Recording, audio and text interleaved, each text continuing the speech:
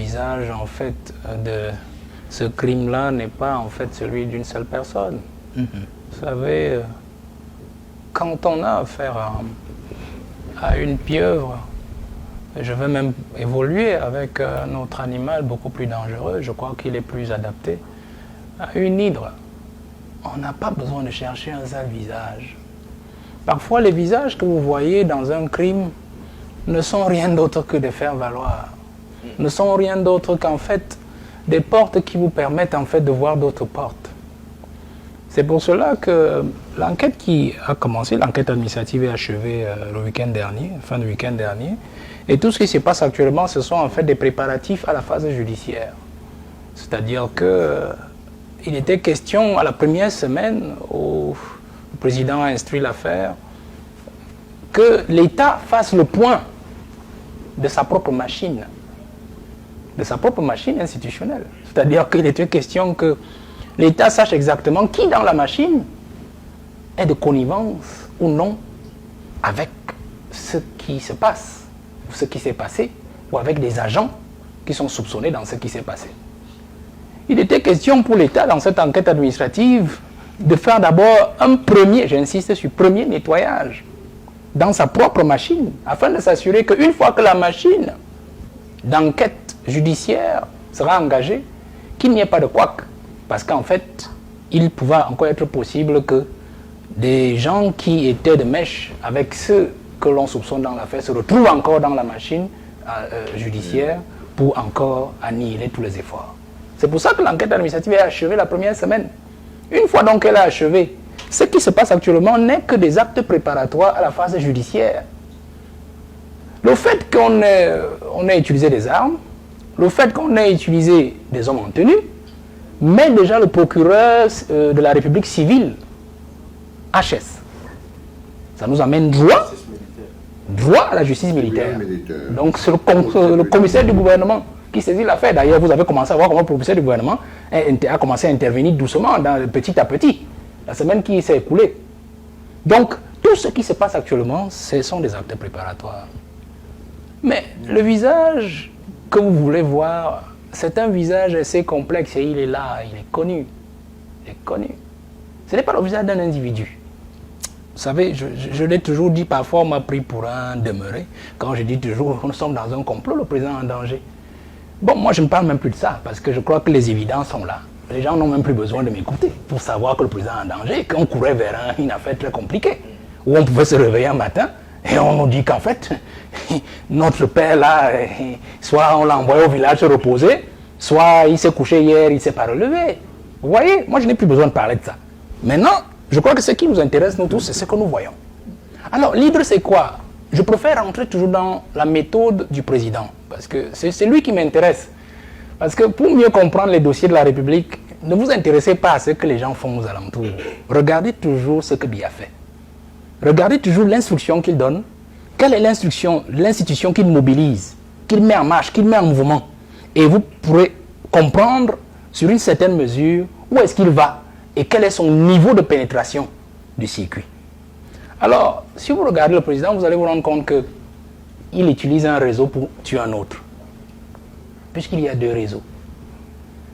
Qu'est-ce qu'il fait? Biya, c'est un monsieur qui n'utilise jamais son énergie propre pour combattre ses ennemis. Jamais.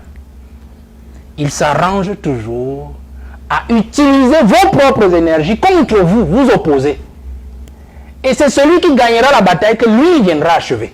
Parce que quand il viendra vous achever, vous aurez dépensé toute votre énergie à abattre votre adversaire. Donc vous n'aurez plus suffisamment d'énergie pour lui l'affronter. Vous comprenez? Ça fait qu'actuellement, qu'est-ce qui se passe dans les deux réseaux?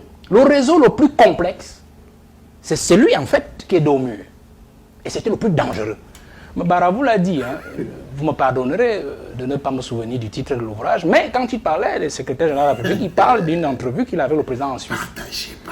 Et il dit, noir et blanc, le président lui dit, il y a 3 personnes qui sont très dangereuses dans ce régime. C'est vrai. Il citait le rumeur addicted qui était Amadou Ali. Et il a cité 2 autres. Et Mbara dit, il n'a pas donné le nom du 3e. Il s'agit donc du 3e. Il s'agit du 3e dans ce réseau. Vous faites très attention. Allez lire. il s'agit du troisième. Et quand Mbara le dit, Mbara parle des conversations avec le président dans les années 2002-2004. 2002-2004, alors qu'il est encore secrétaire général, il est même nouvellement nommé, c'est-à-dire, je veux même dire 2002-2004, donc nouvellement nommé secrétaire général de la présidence de la République. Tout jeune. Vous comprenez? Vous comprenez que le président, 20 ans auparavant, savait déjà qui est dangereux dans son régime et qui l'est moins. Donc ça fait que, comme il ne combat donc jamais ses ennemis avec ses propres énergies, qu'est-ce qu'il fait? Puisque vous vous opposez, vous voulez mon pouvoir. Il utilise donc le réseau le plus faible des deux pour combattre celui d'en face. C'est-à-dire qu'il prend ses pouvoirs à lui. Il les confère au réseau le plus faible pour le renforcer légèrement et lui permettre de jouer d'égal à égal. Et cette fois-ci, en fait, il a même donné un peu plus de pouvoir à ce réseau pour écraser l'autre. Parce qu'en fait, il se dit une chose, c'est que le réseau le plus faible actuellement qui est à côté de lui, l'est au point où il peut en faire tout ce qu'il veut à tout moment. Mais l'autre en face est un réseau qui existe depuis plus d'une vingtaine d'années. D'abord par un individu, ensuite par un agrégat d'individus qui se sont greffés à cet individu et qui ont constitué donc un réseau beaucoup plus puissant et fort. Donc il se dit, pour qu'il puisse arriver à la fin de ce combat, il faut qu'il renforce ce... Regardez l'homme, il est intentionnel, monsieur le président. En 2019, qu'est-ce qu'il a fait du secrétaire général de la présidence de la République? Il était ministre secrétaire général de la présidence de la République jusqu'en 2019. En 2019, il élève au rang de ministre d'État. L'autre réseau aussi a son ministre d'État. Ça veut dire qu'il mettait les deux au même pied d'égalité institutionnelle. Vous comprenez? Ça veut dire que une fois que nous sommes donc à ce niveau, qu'est-ce qui va se passer? Enfin, tel que nous ne sommes pas des devins, mais on est dans l'analyse stratégique. Ce réseau va aider le président à démanteler le réseau d'en face le plus dangereux. Et dès que le travail sera achevé, du moins les préparatifs à la phase judiciaire, que le président aura vu en fait au fond de l'affaire, il sera question pour lui maintenant de taper ce réseau, qui justement est en train de nous donner des vérités. Vous comprenez? C'est ça qui va se passer en fait. Et ce réseau qui travaille sur celui que nous voyons dos au mur ne sera épinglé que dans la phase politique. Parce qu'en fait, le réseau d'en face ne peut plus avoir raison de lui. Vous comprenez? En l'état actuel des choses. Ça, c'est une chose. L'autre chose, c'est que je voudrais que l'on regarde le landerneau politique actuel comme étant très intéressant à l'analyse pour ceux qui prendront le pouvoir après 2025 ou ceux qui viendront, la nouvelle génération. Parce qu'en fait, il faudrait qu'ils comprennent qu'il y a des choses qui ne devraient plus se passer. Si on prend sur le plan informationnel, vous allez donc vous rendre compte que ce qui se passe là, beaucoup de gens se disent que la mort de Martinez Zogo, c'est vrai, c'est un élément déclencheur, mais ce n'est pas un fait de hasard. Quand vous regardez comment l'enquête évolue, vous comprenez que ça a été préparé au moins 6 mois à l'avance. Ce que vous voyez là a été préparé au moins 6 mois à l'avance par l'autre réseau. C'est-à-dire comment pousser le réseau d'en face à la faute. Comment le pousser à la faute. En attendant la faute, qu'est-ce qu'ils faisaient? Ils préparaient l'environnement informationnel. Construction. Ils ont construit toute cette bataille. Regardez par exemple des influenceurs. Quand, par exemple, on vous rappelle qu'un influenceur étant de l'autre côté vous dit tel sera tué tel jour. Enfin bref, on donnera la mort à tel.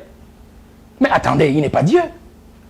L'information circulait déjà. Ça veut dire en fait qu'il est tombé certainement sur ce qui allait constituer la faute de ce réseau qui est dos au mur. Faites très attention. Donc il y avait une construction qui s'était faite depuis au moins des mois à l'avance. Vous comprenez? Ça fait donc aujourd'hui, quand on arrive à ce que l'on voit, ça va très vite. Pourquoi? Parce qu'ils avaient même déjà identifié même ceux qui dans la machine sécuritaire collaboraient avec le camp d'en face. Donc il fallait juste les amener à la faute patiemment. Et une fois que la faute a été commise, c'est-à-dire abattre Martinez Zogo, la machine a été enclenchée. Et c'était plus facile pour eux d'amener le président de la République à prendre les décisions qu'il faut pour les aider à dépénailler le réseau d'en face. L'instruction du président, prendre le DGRE, prendre tous les éléments, les envoyer au CED, ainsi de suite. Voilà comment la machine s'est mise en place. Donc ça a été préparé longtemps à l'avance. Ce n'est pas le fait du hasard. Donc je voudrais seulement que l'on comprenne que ce qui se passe actuellement sur les préparatifs à la phase judiciaire, elle ira très vite. Mais cette phase judiciaire sera bloquée pour le moment parce que je sais que le gouvernement doit forcément tomber. Il faut faire tomber d'abord des têtes au niveau politique pour qu'au niveau de la phase judiciaire, ça aille un peu plus vite. Et aussi pour dire que moi, je voudrais que l'on fasse très attention. Parce que le complot qui a été ourdi par ce camp qui est dos au mur est un complot très sérieux. Marafa, en son temps, je sors par là. avait compris une chose, parce que c'était le chef de l'autre gang, avant qu'il soit pris. Il avait compris une chose, si vous voulez absolument tenir le pouvoir dans ce pays, il faut tenir soit la justice, soit vous tenez les prisons. Quand il était ministre de l'administration territoriale, il était aussi ministre des prisons.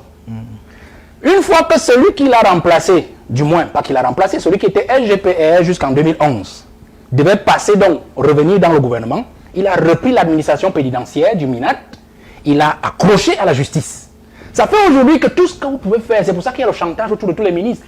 Vous pouvez échapper à tout niveau politique, à ces réseaux-là, mais vous finirez à la justice. Et quand même vous allez en justice, vous finirez dans une prison. C'est encore eux qui maîtrisent et la justice et la prison. C'est pour ça que vous voyez que même les simples policiers, au niveau de la DGSN, à qui on reproche beaucoup de choses, ils n'ont pas le choix. Parce que ce réseau qui tient la justice peut mobiliser un magistrat pour venir regarder dans vos cellules. Parce que les magistrats ont un droit de contrôle, même des cellules. Il peut même, un magistrat ou procureur peut même vous demander de vous envoyer les détenus que vous avez dans vos cellules de policiers pour les envoyer chez eux au parquet et les envoyer à dans une prison qu'eux ils maîtrisent. Vous comprenez? Donc tout peut vous arriver dans ce circuit. C'est pour ça que vous voyez qu'ils ont réussi à avoir autour d'eux, à colmater autour d'eux la plupart des grands chefs politiques, je vais dire comme ça, des grands responsables politiques de ce pays.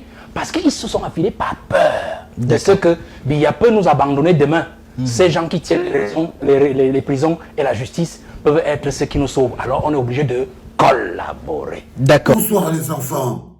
Je ne pouvais pas dormir ce soir sans partager avec vous ce que j'ai trouvé comme étant une idée lumineuse. C'est papa. Bienvenue dans notre dernier, 4e podcast de la journée obligée. Bienvenue à la clinique. On va dire encore, on a déroulé le tapis rouge pour M. Valère Bessala. Je vous ai dit qu'ici à la clinique, quand les informations paraissent claires et cohérentes, qu'est-ce que vous n'avez pas compris? La première chose, c'est que le président Pomba, quand il est encore en bagarre avec ses ennemis, il n'utilise jamais son énergie.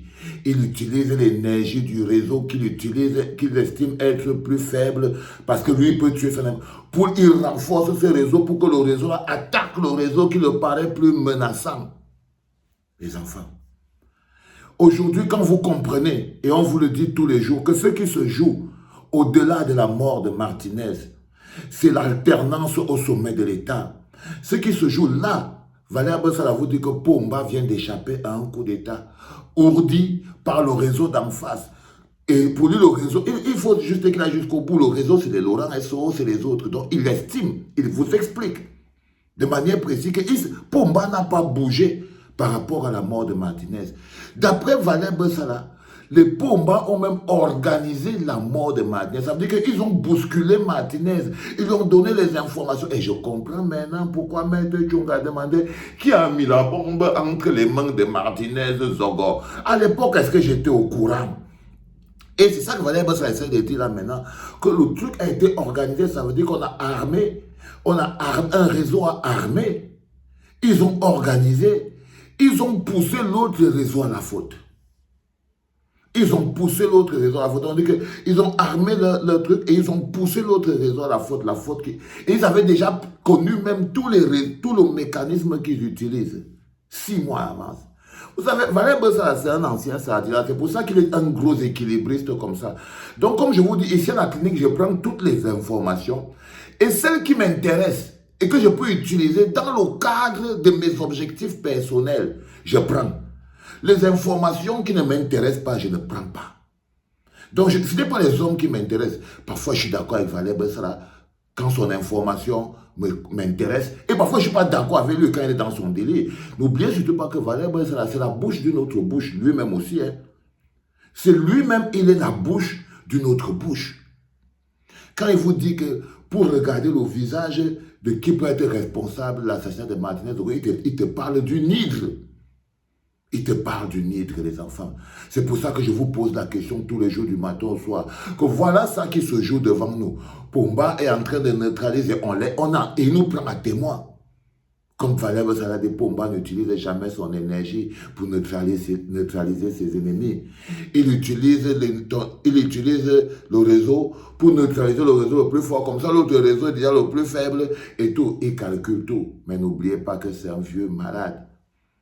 N'oubliez surtout pas que ce que Valère Bessala dit, il dit c'est vrai à 90%. Le mensonge est caché dedans, les 10%. c'est celui de faire croire que le réseau qui a la présidence là, qui est soutenu par Pomba et qui est utilisé par Pomba est faible. Et que c'est parce que Pomba a vu que ce réseau-là ne le menaçait pas. C'est pour ça. Non, Valère Bessala, c'est là où toi et moi on s'arrête. C'est pour ça que je vous dis que 95% de ce qu'il dit est bien. Mais les 5% que vous devez comprendre, c'est qu'il est la bouche lui-même d'un réseau qui doit venir là nous justifier qu'en fait le réseau qui vient de dynamiter est un réseau très dangereux. C'est-à-dire les Amourou Belinga, les Laurent Esso et tous les autres qui vont pas. Ils étaient très dangereux. C'est pour ça que le président a armé l'autre petit réseau non dangereux, sauf que quand vous voyez un Ngongo, il est un réseau non dangereux. Ce n'est pas un réseau non dangereux. Mais il essaye, n'oubliez pas, il y a la manipulation derrière. Il essaye de vous faire croire que c'est Pomba qui organise tout. Non, quand je l'ai écouté, la vérité aujourd'hui, c'est que le réseau qui vous présente comme étant le réseau qui est faible, qui serait armé par Pomba, c'est ce réseau qui dirige, qui pilote, qui a tout organisé. C'est lui. Et lui, il essaye maintenant de mettre Pomba ici et de diminuer. Il faut même transformer ce réseau en des héros qui sont venus sauver Pomba. Faites attention. Il dit des choses bien, mais les 5% qu'il met dans son discours là, c'est le poison. C'est le poison. C'est que le truc qui va vous faire de vous donner un certain type d'information et les 5% vous enlèvent votre ennemi devant les yeux. Les 5% là, c'est ça qui vient vous abrutir, vous fermer les yeux. Vous ne voyez pas que non. Non, l'autre réseau qui parle là que le président aurait armé, équilibré pour utiliser la force et aller combattre l'autre réseau qui pense menaçant. C'est le réseau là qui l'envoie venir dire ça aussi. Jusqu'à preuve du contraire, je vous ai dit, Valère Bessala, il est intelligent. C'est un mec intelligent. Comme moi, je ne lance pas le bébé avec l'eau du bain. Je prends et quand j'arrive jusqu'à sa limite, je lui dis que grand frère, c'est ici que nos routes s'arrêtent. Par exemple, nos routes s'arrêtent là parce que je pense qu'il essaie de vous vendre un Ngongo comme un enfant de cœur qui aurait sauvé Pomba, que Pomba aurait utilisé pour désarçonner cet autre réseau qui était prêt à lui faire un coup d'état. De manière claire. Mais non. Ces gens-là, ils sont tout autant dangereux que les autres. Les enfants, ce soir, c'était bien. C'était bien. J'ai adoré ce truc de Valère Bessala. Après, je peux corriger la fin comme j'ai corrigé là. Mais les 95%, c'était limpide. C'est votre histoire, les enfants. Vous devez la connaître. Allez passer une bonne nuit et rendez-vous demain 8h. Et rendez-vous demain 8h pour le premier podcast de la journée. Embrassez ceux que vous aimez et dites-leur surtout que vous les aimez. L'amour ne doit pas rester dans le ventre. Ça ne va pas t'arracher la bouche de dire à ta femme avant de te coucher, je t'aime chérie, bonne nuit. N'oubliez pas d'aller voir les gamins dans le lit. Là, ils sont déjà couchés. Faites des bisous, tirez la couverture, dites bonne nuit. Ça crée la magie. Allez, c'était papa.